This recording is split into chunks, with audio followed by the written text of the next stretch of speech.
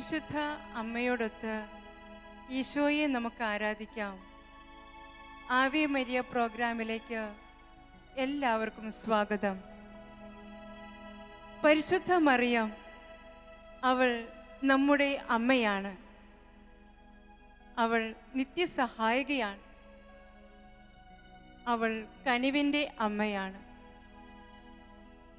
കാനായിലെ കല്യാണ വിരുന്നിൽ അവരുടെ വീഞ്ഞു തീർന്നപ്പോൾ അവരുടെ കുറവുകൾ കണ്ടെത്തി കരുണ കാണിച്ച് അത്ഭുതം തൻ്റെ മകനോട് പ്രവർത്തിക്കാൻ പറഞ്ഞവൾ.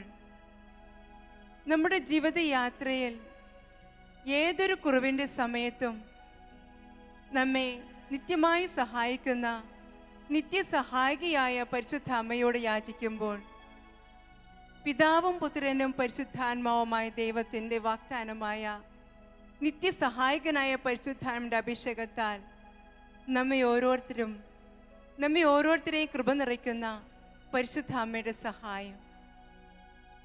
ഓ പരിശുദ്ധ അമ്മേ, അമ്മയുടെ സഹായം പാപപങ്കിലമായ ഈ മക്കൾക്കും സൗഖ്യത്തിൻ്റെ മേഖലയിലേക്ക് നൽകണമെന്ന് യാചിക്കുന്നു.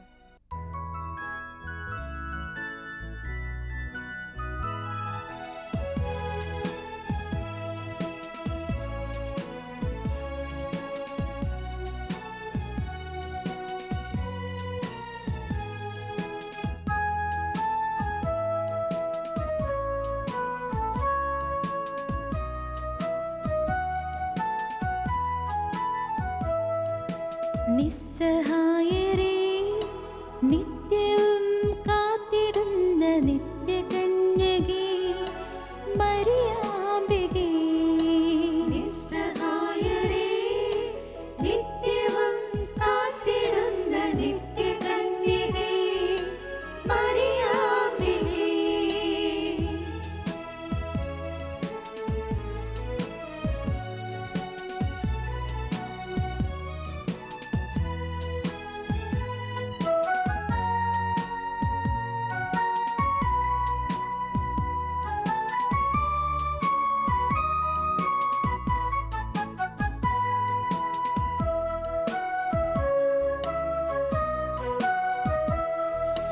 വിശ്വാസ ജീവിതം ആടിയുലഞ്ഞപ്പോൾ പ്രത്യാശ നൽകി നീ തുടച്ചുവല്ലോ. വിശ്വാസ ജീവിതം ആടിയുലഞ്ഞപ്പോൾ പ്രത്യാശ നൽകി നീ തുടച്ചുവല്ലോ. നിസ്സഹായരേ, നിത്യവും കാത്തിടുന്ന നിത്യകന്യകേ മരിയാമ്പികേ.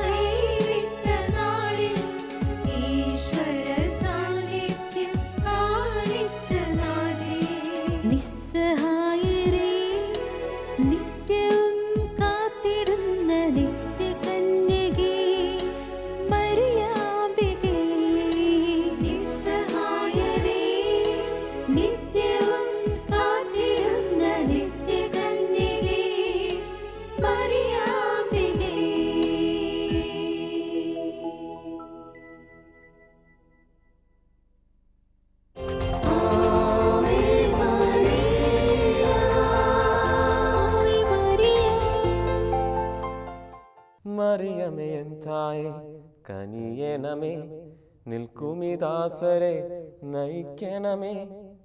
കുരിശിൻ ചുവട്ടിലെ യാഗബലി അർപ്പിക്കാൻ എന്നെ നീ പഠിപ്പിക്കണേ.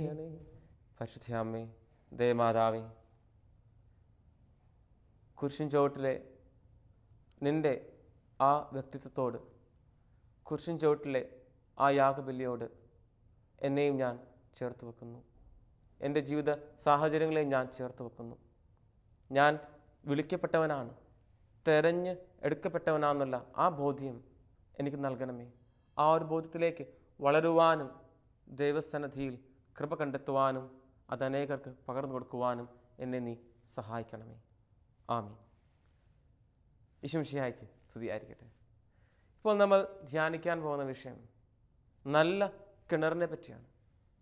നല്ല കിണർ എന്ന വിഷയം നമുക്കെല്ലാവരും പരിചിതമായ ഒരു വാക്കാണ് കിണർ എന്നത്. നമ്മളെല്ലാവരും കിണർ കണ്ടിട്ടുണ്ട്. ഈ കിണറിനെ, നല്ല കിണറിനെ പരിശുദ്ധ അമ്മയായിട്ട് ഉപമിക്കുവാൻ ഞാൻ ആഗ്രഹിക്കുകയാണ്. കിണറിനെ പരിശുദ്ധ അമ്മയായിട്ട് ഉപമിക്കുവാൻ ഞാൻ ആഗ്രഹിക്കുകയാണ്. എന്താണ് നല്ല കിണറിൻ്റെ പ്രത്യേകത? ആദ്യം തന്നെ എന്താണ് ഈ കിണർ? ഇതിന് ചില പടികളുണ്ട്. ആ ഓരോ പടികളിലൂടെയും നമുക്ക് കടന്നു പോകാം.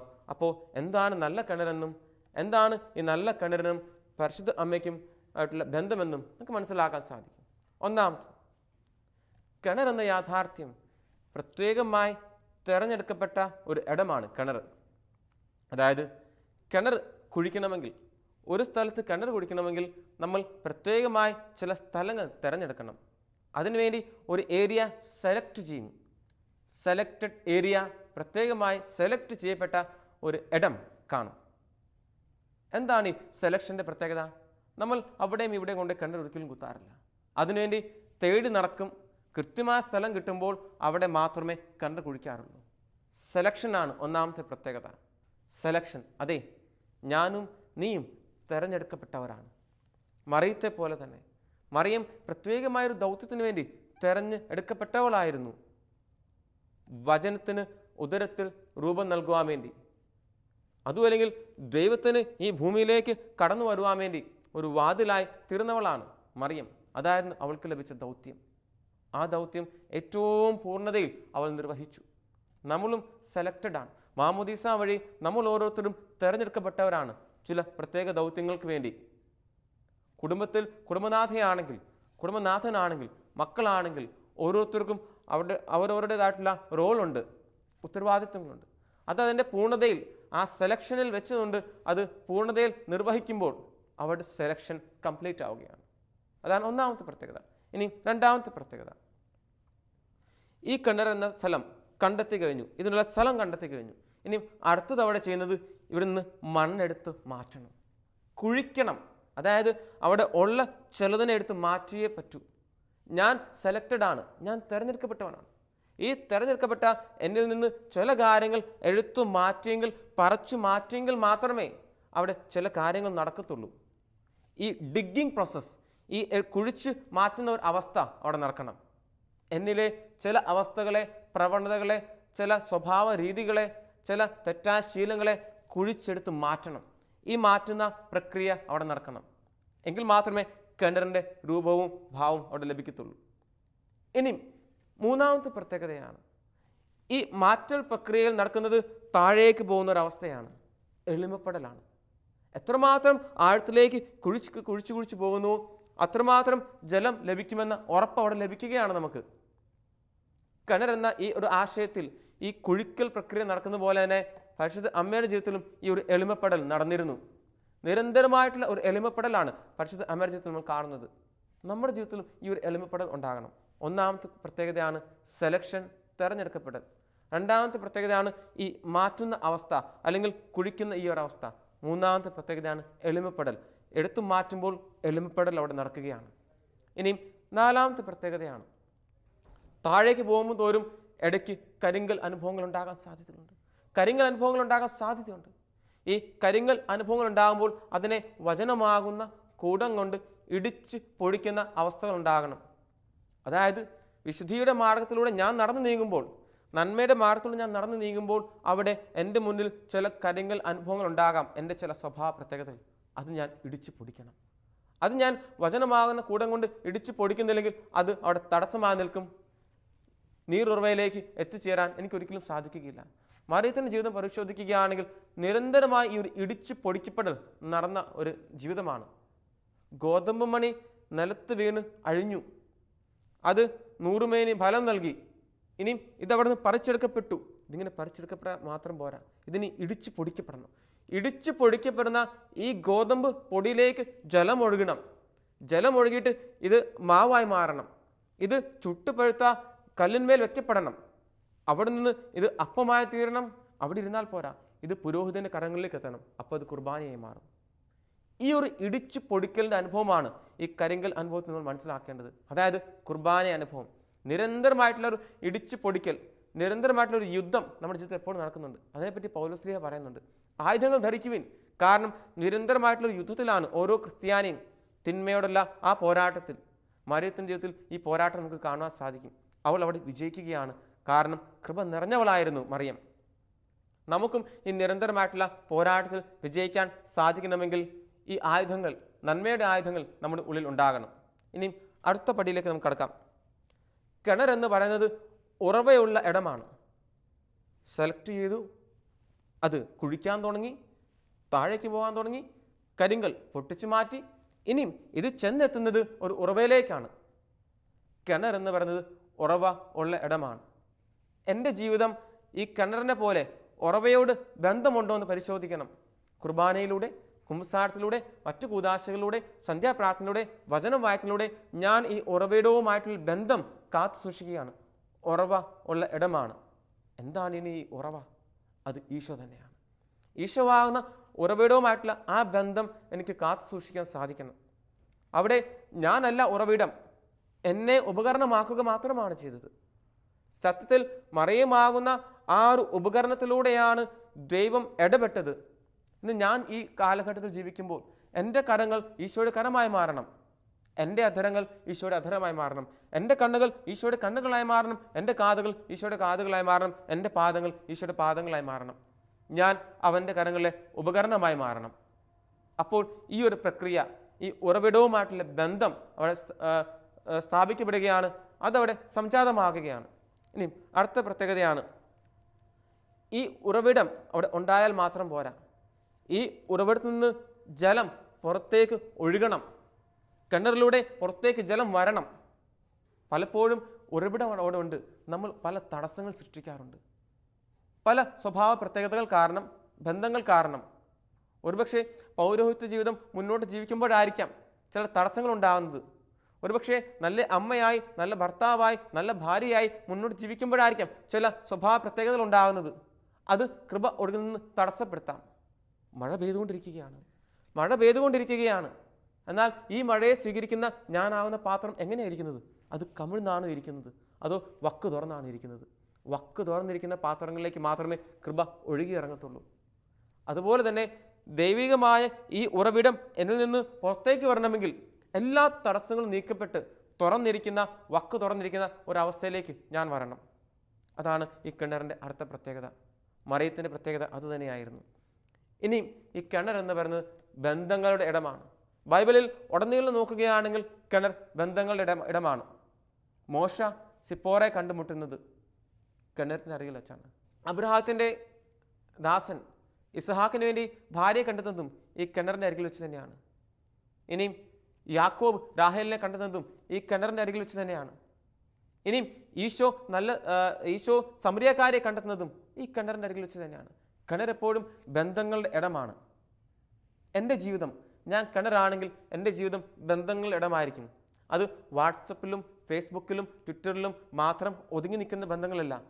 അപ്പനും അമ്മയും മാതാപിതാക്കളും മക്കളും ജീവിത പങ്കാളികൾ പരസ്പരം, ചുറ്റുമുള്ള അയൽവക്കക്കാരായിട്ട്, സമൂഹമായിട്ട്, ഇടവകയായിട്ട്, രൂപതയായിട്ട്, മറ്റു സമൂഹങ്ങളായിട്ടുള്ള ബന്ധം, അത് വിശുദ്ധിയുള്ള നന്മയുള്ള ബന്ധങ്ങളാണ്.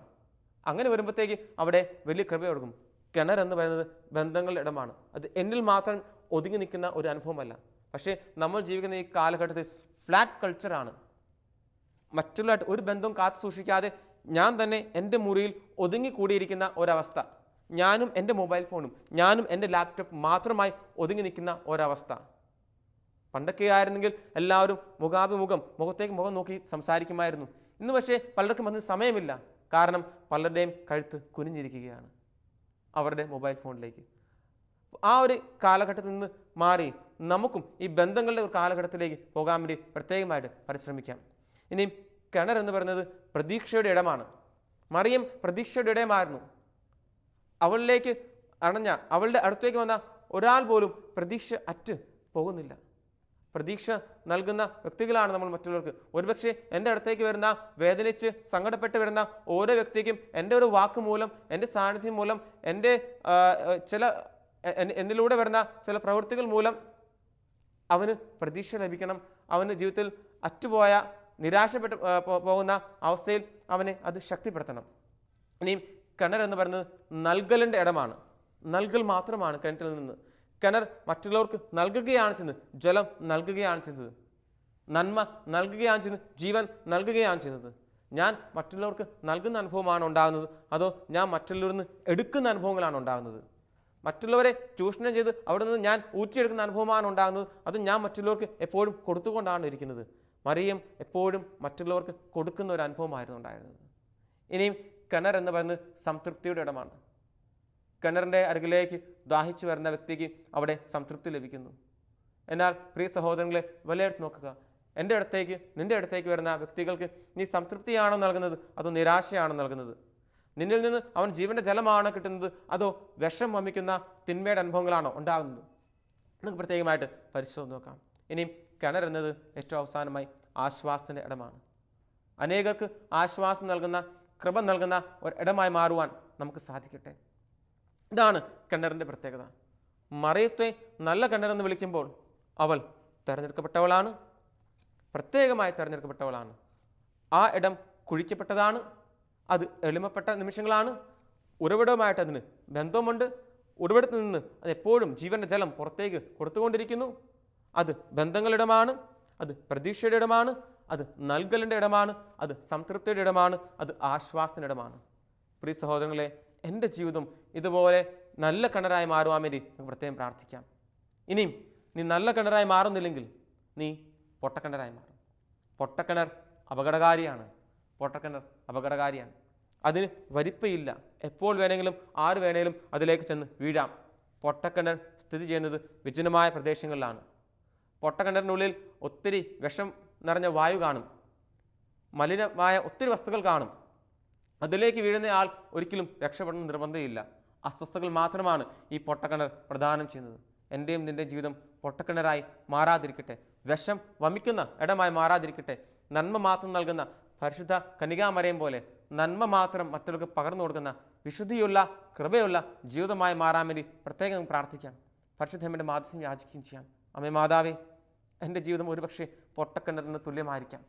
അമ്മേ മാതാവേ, ഈ പൊട്ടക്കിണറിൻ്റെ അനുഭവത്തിൽ നിന്ന് വിശുദ്ധിയുടെ, നന്മയുടെ, സ്നേഹത്തിൻ്റെ, മറ്റുള്ളവർക്ക് ജീവൻ നൽകുന്ന, എളിമ ഉള്ള ഇടം നൽകുന്ന, ബന്ധങ്ങൾക്ക് സ്ഥാനം കൊടുക്കുന്ന, സംതൃപ്തി നൽകുന്ന, വിശുദ്ധി നൽകുന്ന ഒരു ഇടമായി മാറുവാൻ, നല്ല കിണറായി മാറുവാൻ എന്നെ നീ പഠിപ്പിക്കണമേ. ആമേൻ.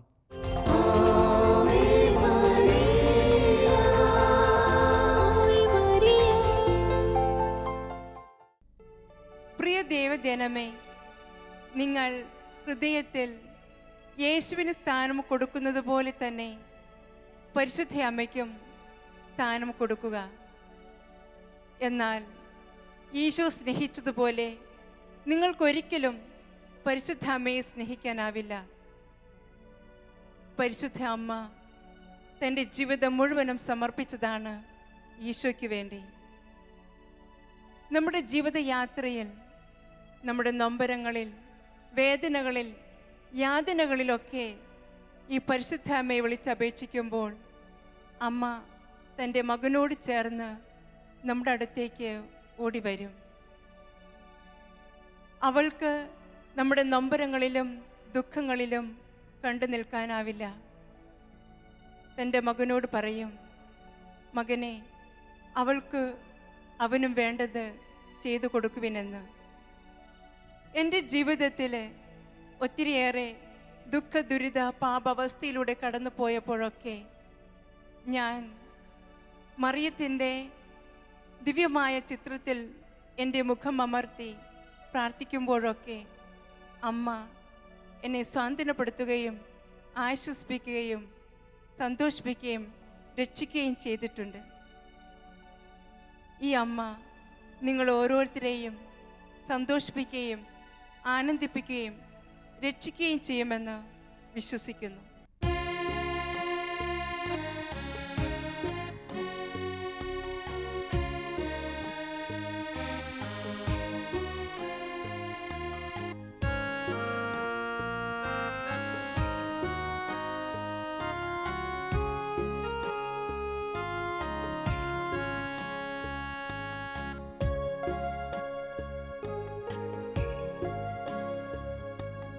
മറിയമേ നിന്റെ ചിത്രത്തിൽ നിന്ന നേത്രങ്ങൾ കൊണ്ട് നോക്കുക. നിൻ പാതേ ഇതാ നിൻ മക്കൾ വന്നു നിൽക്കുന്നു. അമ്മേ കാണുക. മറിയമേ നിന്റെ ചിത്രത്തിൽ നിന്ന നേത്രങ്ങൾ കൊണ്ടു നോക്കുക. നിൻ പാതേ ഇതാ നിൻ മക്കൾ വന്നു നിൽക്കുന്നു.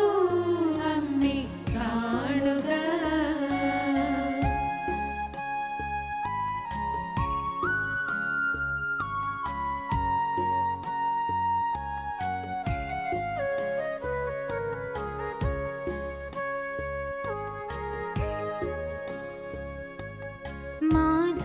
മാധുര്യമേറും നിന്നേത്രങ്ങൾ ശോഭപൂർണ്ണങ്ങൾ ആണല്ലോ. നിന്റെ തിരുനേത്രങ്ങൾ കൊണ്ടു നോക്കുക മക്കൾ ഞങ്ങളെ. മാധുര്യമേറും നിന്നേത്രങ്ങൾ ശോഭപൂർണ്ണങ്ങൾ ആണല്ലോ. നിന്റെ തിരുനേത്രങ്ങൾ കൊണ്ടു നോക്കുക മക്കൾ ഞങ്ങളെ.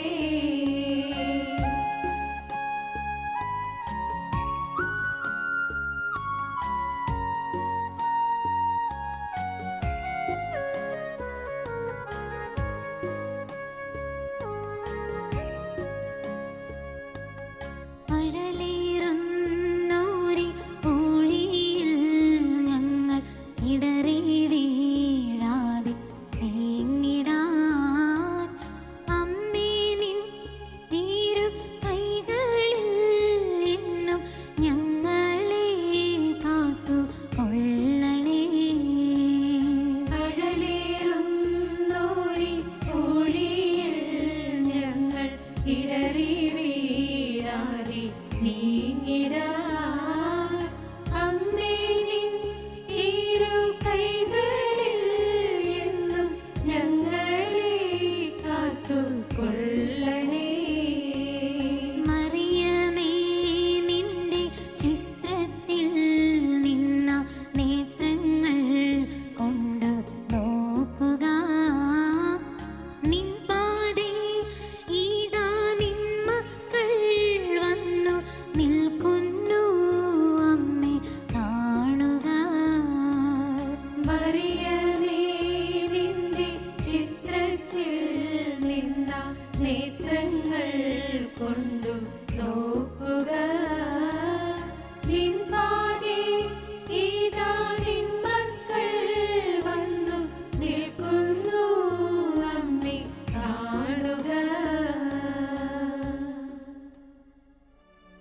പരിശുദ്ധ അമ്മേ, ദൈവമാതാവേ, മനുഷ്യകുലത്തിൻ്റെ പാപദുഃഖ ദുരന്തങ്ങളിൽ അമ്മ സഹായിയായിരിക്കണമേ.